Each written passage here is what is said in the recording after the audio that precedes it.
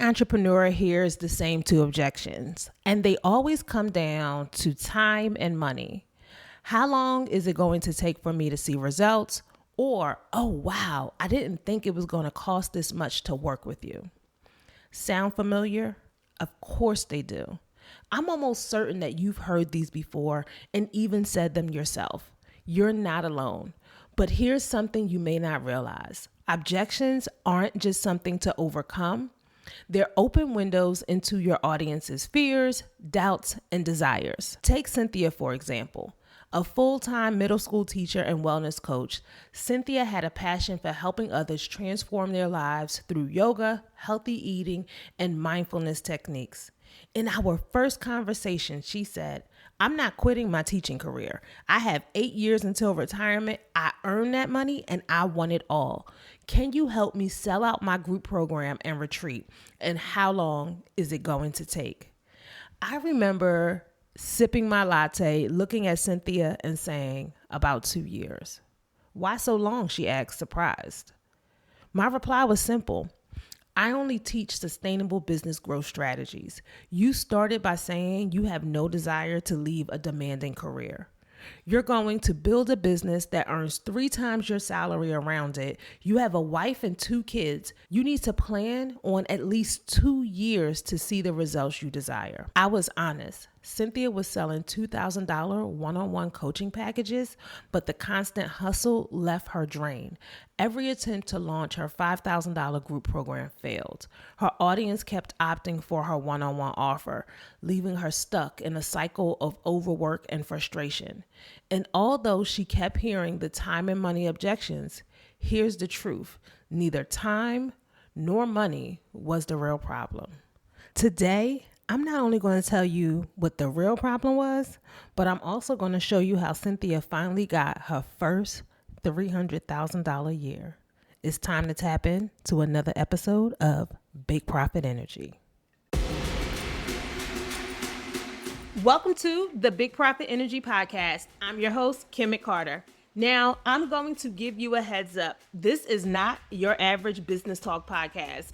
Big Profit Energy is all about the raw, the real, and the radical. I'm going to be your guide, your coach, and the voice in your ear, reminding you that you got this. This is your season of Big Profit Energy, where bold moves, brave dreams, and big profits are just the beginning. And as a reminder, baby, you got this. Yeah. Here's the truth about objections. Objections aren't rejections. They're reflections, windows into the fears, doubts, and desires of your audience. But to truly understand objections, you have to shift your approach. That's where my sales first philosophy comes in. Most entrepreneurs over-focus on marketing, believing that more visibility will solve their problems. But visibility without alignment leads to increased objections.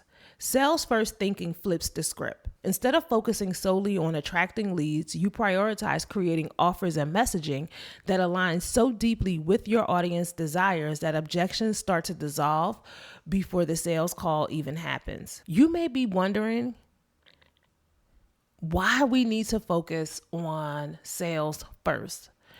Because in the age of conscious consumerism, business is no longer transactional. It must be mutually beneficial, built on trust, alignment, and clear value. When you address objections early, you create a business model that thrives even when algorithms shift, economies fluctuate, or markets evolve. Every objection is laced with a fear. If you can identify the fear, you can start having a completely different conversation with your audience long before they're even considering a purchase. Here are the 3 core issues that increase objections. 1, lack of clarity. Your audience doesn't fully understand the value or outcomes of your offer. The underlying fear here is, what if I invest and don't get the results I expect? Second is their fear of failure. They're worried about not achieving the results you're promising. So in their minds, they're saying, I've tried programs like this before and they didn't work. The third is misaligned messaging. Your content isn't addressing their deeper needs or aspirations. So they're thinking, this sounds nice, but does it really solve my specific problem? The good news is you can address all of these issues long before your audience reaches your sales page or schedule a link. In fact, you can start reframing objections from the very first time someone interacts with your brand. That's the power of alignment, and it's why objection handling isn't just a sales skill, it's a strategy to building trust and authority at every touch point in your business. The thing is, Cynthia's transformation didn't happen by chance. She applied my AOS system, audience offer sales, to realign her business and eliminate objections before they could derail enrollments into her $5,000 program. But before we could dive into audience and offer alignment, we had to get back to the core issue. Why wasn't her $5,000 group program selling? The first thing we did was review her past sales call conversations. In a sales first mindset, everything starts with understanding the sales process.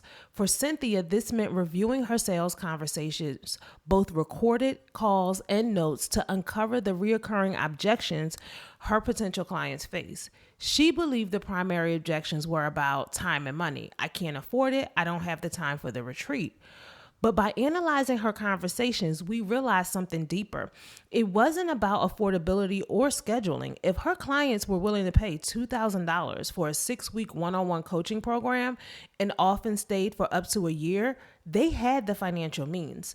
The real issue was a lack of clarity around the value of her $5,000 program. Once we identified the true problem, we shifted focus to reframing her messaging and addressing her objections proactively. Instead of focusing on the cost, we emphasized the outcomes and long-term value. Clients needed to see how the $5,000 group program provided a deeper transformation than the one-on-one coaching model they were familiar with. The retreat was a key part of her program, but clients didn't see how it aligned with their busy professional lives. We repositioned it as an opportunity for rejuvenation and collaboration with like-minded women, making it a desirable feature rather than a hurdle. Cynthia's audience already included professional women who were career-driven, family-oriented, and craving community. However, her messaging wasn't speaking to their aspirations or addressing their deeper needs. This is something that I see a lot of you doing. Whenever something isn't selling, you know that you have an audience problem. The thing is, you think that you're in the wrong audience or you're attracting the wrong people. When the truth is, it's not that you're attracting the wrong people. You aren't speaking the right language. You aren't really helping them understand the value in what you do. I see so many people doing this wrong simply because they think that in order to prove their value, they justify their costs with how much money they're spending to run their business. And that's not how you justify cost to a consumer.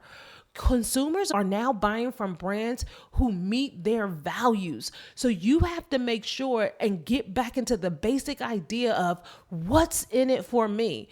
Business has to be mutually beneficial. You have to make sure that not only are you being the BU in your business, but your business is meeting the needs of the consumer that you want to attract. And when you are working in a service-based business as a coach, a strategist, a consultant, you have to make sure that you are going beyond the transaction and you are getting to the core of your purpose and why you are here to help people.